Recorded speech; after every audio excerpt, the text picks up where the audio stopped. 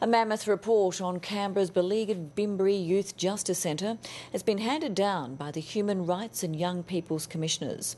Their inquiry was prompted by concerns about violence at the facility and chronic staff shortages. And with more than 200 recommendations made, it seems the concerns were warranted. The government has set up a task force to deal with the report.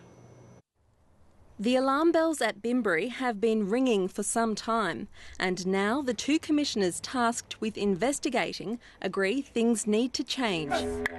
It opened to great fanfare in 2008, lauded as a beacon for upholding human rights, but breaches of detainees' rights is one of the main concerns. The use of force and restraints and strip searching of young people and segregation of young people at Bimberi.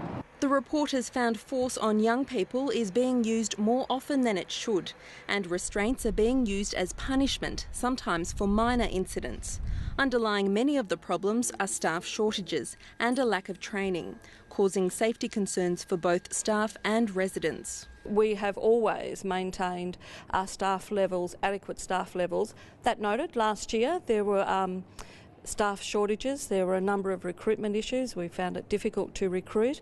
The report says more vision is needed for the centre and the wider juvenile justice system, and more support for all involved.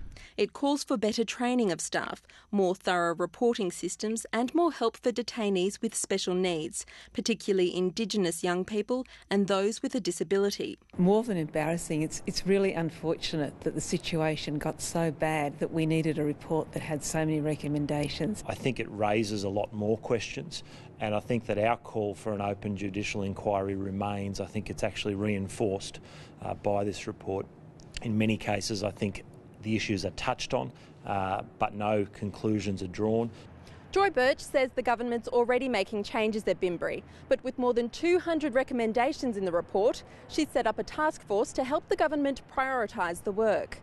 Anna Morizot, ABC News, Canberra.